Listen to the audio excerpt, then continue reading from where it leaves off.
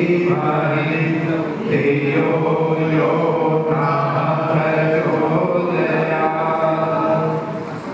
ॐ यो भूतं चेत् भव्यं चेत् सर्वं यस्यादिति तिष्ठति स्वयं च केवलं तस्मै ज्येष्ठाय ब्रह्मणे नमः। तस्मै ज्येष्ठाय ब्रह्मणे नमः। आदरणीय जिनसे आप बहुत सुंदर भजन सुन रहे थे, आचार्य राजकुमार शास्त्री जी, मुझे इनके धुन और भजन बहुत अच्छे लगे। इस सारे समाज के संरक्षक आदरणीय गुप्ता जी, प्रधान जी, धावा जी, मंत्री जी और बड़े ही श्रद्धावान सुमन चौहान जी, प्रेमपाल जी, रघुवीर जी और त्रिवेणी जी का तो कोई जवाब ही नहीं। तो बिल्कुल वैदिक संस्कृति में इतने घुल मिल गए कि हमेशा इसी व्यस्त रहते हैं। और हमारे जिनका बचपन से बुढ़ापा आ गया है समाज में, आदरणीय सत्यपाल जी और बहुलाल जी की पत्नी, वाकई में आपके पतिदेव इतने अच्छे थे, कोई वर्णन नहीं किया जा सकता समझ में। और वैसे ही आप हैं पुत्रवधू, आप पीछे बैठी हैं, बेटा चले गए हैं, मान्या मातृशक्ति सभी बंधु स्वर्ग करें। आज बहुत सौभाग्य का दिन है कि स्वर्गीय बहुलाल गुप्ता जी का विस्तार, उनके बेटे और पुत्रवधू की शादी की वर्षगांठ है। शादी की वर्षगांठ तो हर साल आएगी, लेकिन इस वर्षगांठ को कुछ ऐसा बना लीजिए जिससे मानव का जो अंतिम लक्ष्य है वो पूरा हो जाए। पवित्र आत्माओं, वेद के मंत्र अपने में अनूठे हैं, इसके समकक्ष कोई आ नहीं सकता। वेद के किसी भी एक मंत्र को ले लें, किसी को भी हम जो खोजना चाहें, जो चाहें उसे उसमें से प्राप्त कर सकते हैं। आप चाहें तो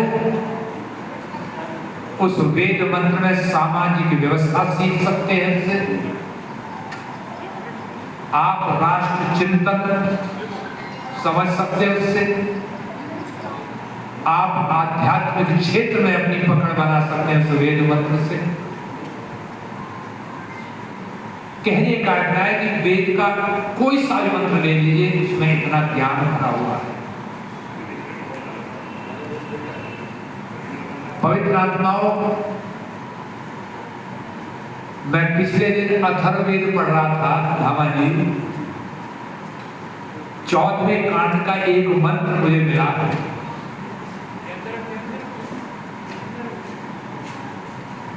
और उस वेद मंत्र में मैंने डुबकी लगाई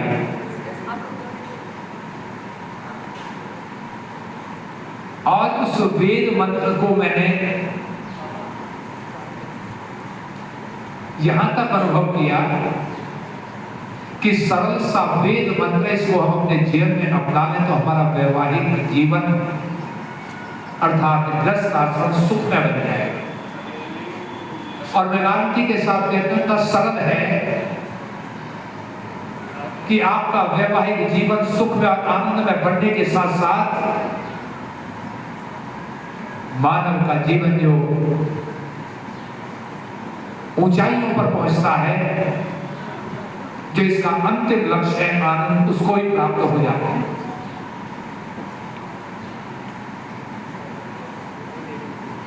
मंत्र इस प्रकार है, ओम अघोर चक्षु अपतिग्नि सोना सुगमा सुसेवा सुयमा, दास नहीं बनेंगे और दृष्टि अपनी सकारात्मक दृष्टिकोण को रखेंगे। तो पहले दिन इस दुर्गा को अर्थात इस शक्ति को अर्थात इस गुण को अपने जीवन में धारण करेंगे तो निश्चित रूप से ये नवरात्रि की भी सार्थकता और गृहस्थ जीवन की भी सार्थकता। अब आ गया यानी अपतिग्नि। दूसरे दिन के व्रत में हम ये संकल्प लें कि हम पति की हिंसा करने वाली नहीं बनेंगी,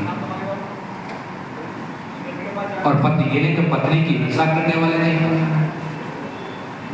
हिंसा 3 तरीके की होती है, मानसिक, वाचिक, कायिक, यानी कोई सी भी हिंसा नहीं करेंगे। ये वेद मंत्र कुछ टाइम के लिखे हुए हैं, परमपिता परमात्मा ने उन्हें पता था कि जॉइंट परिवार रहने के मतलब 10, 12, 15 परिवार सदस्य परिवार के रूप में रहेंगे। और पहले होता था भी, हमारे सामने तो 3-3, 4-4 बेटे होते थे, देवरानी, जेठानी, कई पोते पोती, और अब तो एक का ही फैशन रह गया। तो वहां कहा गया कि अपतिग्नि, पति की हिंसा करने वाली नहीं बनेगी, न मानसिक, न वाचिक, न कायिक। यदि आपने मन से भी हिंसा की तो उसका भी प्रभाव पड़ता है। यदि आपने मन से भी हिंसा की, बुरा सोचा देवरानी, जेठानी या किसी भी सदस्य के प्रति, उसकी भी रेंज निकलती है, वातावरण तैयार होता है, और वो वातावरण तैयार होकर के हमारे लिए दुष्परिणाम तैयार कर देता है। तो जब हम दूसरा व्रत लें तो दूसरे दिन के व्रत में संकल्प में कि हे परमपिता परमात्मा, हम अपतिग्नि बनेंगे। अब तीसरा दिन आया, सोना, यानी तीसरे दिन नव दुर्गा, नव शक्ति, नव गुण का संकल्प लेना है कि हम सोना बनेंगे। सोना का अभिप्राय क्या है जी? घर के लिए सुखदायक, घर के लिए सुखदायक। पता होता है महिला को, पुरुष को भी कि किस मेरे व्यवहार से मेरे परिवार को, सदस्यों को सुख मिलेगा। मेरे बेटे की शादी आई हुई 22 साल हो गए, पत्नी MSc फर्स्ट क्लास थी, नौकरी के लिए मैंने कह दिया कि भैया टीचिंग करो तो करो, बाकी कोई नहीं कराऊंगा।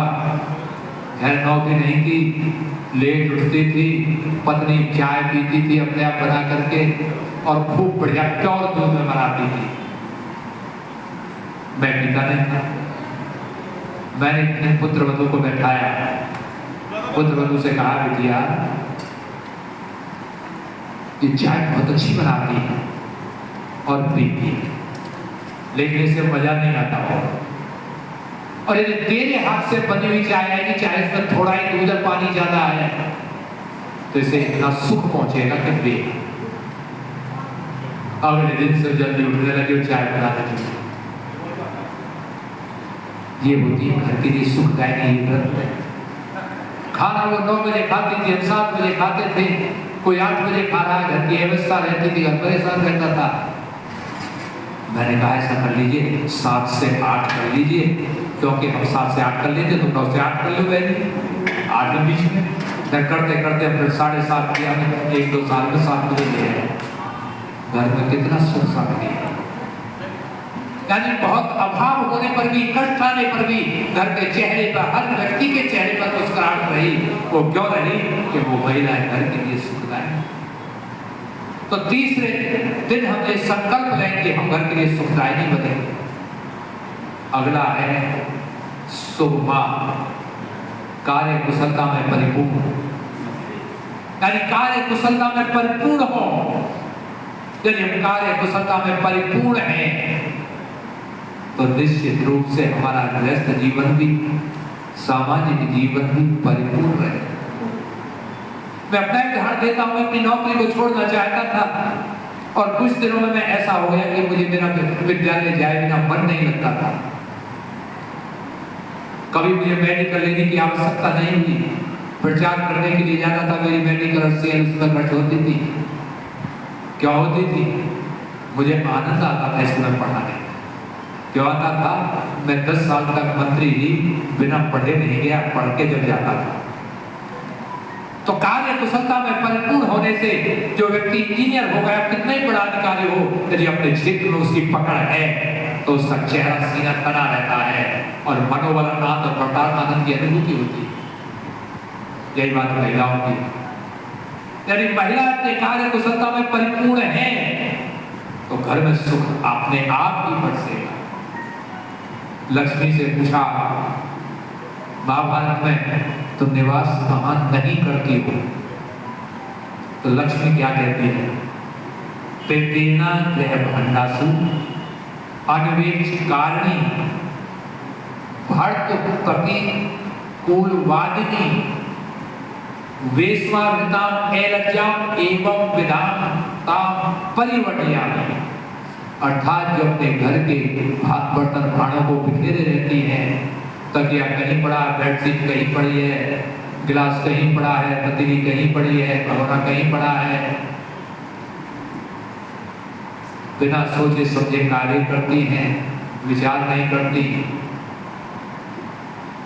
बुरा मत मानना, हम अकेला सोचा समझा कभी हमने? अरे सोचो, विचार करो। लक्ष्मी कहती है अन्वेक्ष कारणी, ऐसे जो अन्वेक्ष कारणी, ऐसे जो कार्य करती है, सिद्धि पर दूध चढ़ाती है बिना सोचे समझे, ऐसे घर में पूर्वजन्म के संस्कारों के कारण यदि लक्ष्मी आगे तो बात अलग है, वरना वहां घटती है।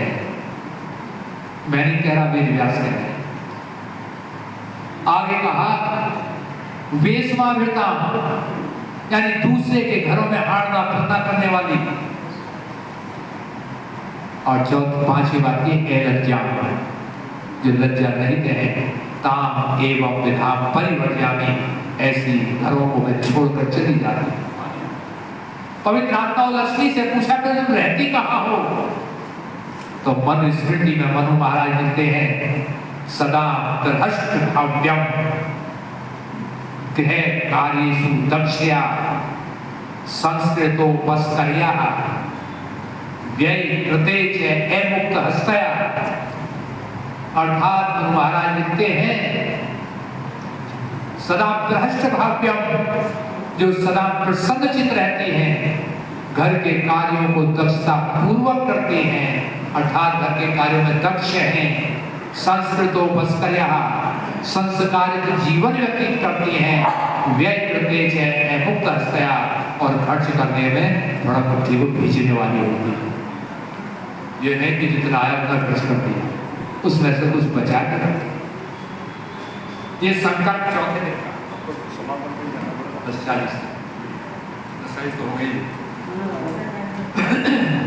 2 मिनट हो गए। ये हो गया जी चौथे दिन का। अब आया जी 5वें दिन का। 5वें दिन का है जी सुसेवा, हम सेवा वाली करते। और वे 4 दिन का फिर कभी करेंगे, क्योंकि 10:40 में 2 मिनट रहेगी, 2 मिनट में बात बनेगी।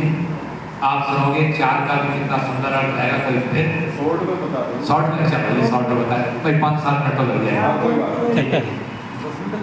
सुसेवा को नहीं बता रहे, सुसेवा जानते हो। सुयम, देखिए यम 5 है। सत्यम,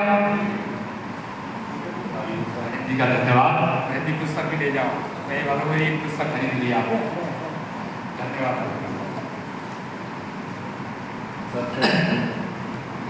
जब आप समझाते हैं सत्यम, अहिंसा, ब्रह्मचर्यम, अस्तेयम, अपरिग्रह।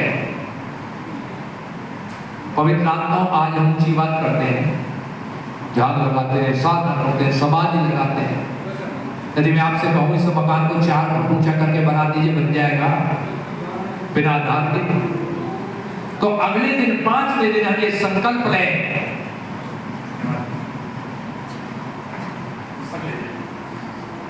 आज मुझे पैसे देगा सब कुछ दूंगा, ये मालूम मेरी पुस्तक जा रही है।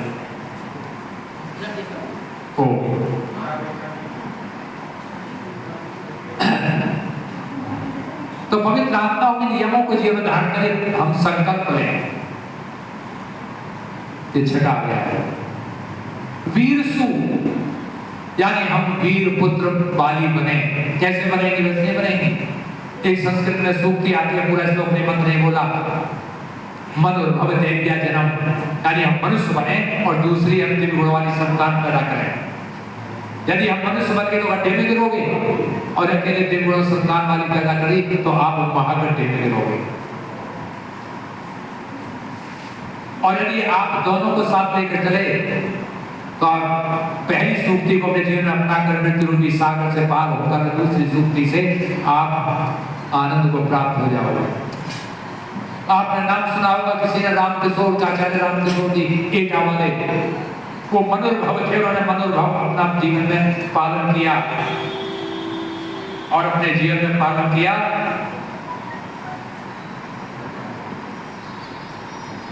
मृत्यु रूपी सागर से पड़ गए लेकिन आनंद नहीं मिला। उनकी संतान इतनी थी, 8-10 साल बड़े दुखी रहे और लास्ट समय प्रजा की आगे समाज बीता। तो छठे दिन हम ये संकल्प लें कि अपनी संतान को वीरसु बनाएंगे। वीरसु का मतलब संस्कारित बनाएंगे, अच्छे बनाएंगे, दानशील बनाएंगे, अच्छा धन कमाने वाले बनाएंगे और वो बनेंगे जब पांचों बात जीवन में अपना हो। पहली और 8वें दिन हमें संकल्प लेना है देवी कामा, यानी हम देवी कामा का जो वेद मंत्र लिखा हुआ भाषण में वो देवरों के लिए लिखा है कि देवरों से हम अच्छा व्यवहार करें। लेकिन मैंने जो निकाला है यहाँ देवी कामा का अर्थ निकाला है, देवी कामा जो अनुज हैं, जो छोटे हैं, जो दीन हैं, हीन हैं, दुखी हैं, आवश्यकता की आवश्यकता है बहुत ज्यादा, उनकी हम मदद करें। तो हम ये संकल्प लें कि प्रभु हमारी वृत्ति ऐसे कर देना। 8वें दिन का संकल्प लें। और मैं ये नहीं करा, मैंने कहा, ये योगराज श्री कृष्ण ने कहा है। योगराज श्री कृष्ण गीता में कहते हैं भोक्तारं यज्ञ तत्साम सर्व से शांति पृच्छति, अर्थात जो आप किसी को भोग लगा, जो परमपिता परमात्मा भोगता है, ये कहा सीधा सीधा परमपिता परमात्मा भोगता है ये तपों का। गलत बात लग रही है वैदिक तरीके से, कहीं परमपिता परमात्मा भोगता तो होता नहीं, जो भोगता होता है। लेकिन उसके भाव को समझिए, जो मैंने अर्थ निकाला गीता में नहीं मिला है, लेकिन मैंने जो अर्थ निकाला कि योगीराज श्री कृष्ण का मंतव्य है कि जो हम किसी दीन दुखी है साहित्य जरूरतमंद की कुछ सेवा करते हैं तो वो भोग परमपिता परमात्मा को लगता है, क्योंकि परमपिता परमात्मा हस्तगत है, हमारे भी नजदीक है, उसके भी नजदीक है, हमारी जीवात्मा के भी नजदीक है, उसकी जीवात्मा के भी नजदीक है। यदि हम उसे संतुष्टि देते हैं तो समझिए परमपिता परमात्मा का ही वो भोग लगा रहे हैं। ये लें और अगले दिन 9वें संकल्प लें सुमस्माना, हम हर परिस्थिति में एक जैसे रहें, कभी बदले नहीं, क्योंकि जीवन में अप डाउन आते हैं, निश्चित आएंगे, क्योंकि अप डाउन यदि ना तो जीवन जो है नीरस हो जाएगा। यदि बहुत ज्यादा गर्मी पड़े बारिश तभी अच्छी लगती है। आज यदि 8 दिन का झड़ लग जाए, बारिश होती रहे तो क्या आपको बारिश अच्छी लगेगी? बारिश बिल्कुल अच्छी नहीं लगेगी। और यदि बहुत ज्यादा गर्मी के बाद बारिश आती है तो हम आनंद का अनुभव करते हैं, जीवन में सुख दुख आते हैं। एक अंग्रेजी की कविता है, जो and who are going by run say no second time under every leaf and mind it is like it should be so man was wait for जो एंड वो। अर्थात ये मानव जीवन सुख दुख से मिलकर बना है। अंतर हो सकता है, जैसे टेरिकॉट का कपड़ा कोई 80-20 होता है, कोई 67-33 होता है, कोई 50-50 होता है, लेकिन मानव जीवन की जो शोभा है, जो उसका आभूषण है, वो सुख दुख से ही है। इसलिए 9वें दिन संकल्प लें महिलाएं पुरुष की सुबह समाना, हम हर स्थिति में खिले रहेंगे, प्रसन्नचित रहेंगे। और यदि खिले रहेंगे, प्रसन्नचित रहेंगे, आप देखेंगे घर का माहौल कैसा बनेगा। और यदि माथे में सिकन है, एक दूसरे की बात नहीं मानते, तो घर में जो है निश्चित रूप से कष्ट आते हैं। मैंने थोड़ा जल्दी वसील दिया और ये बात बहुत कहनी थी और बहुत समझाना था। अब कोई फिर चर्चा करेंगे, यहीं पर मैं अपनी वाणी को विराम देता हूँ।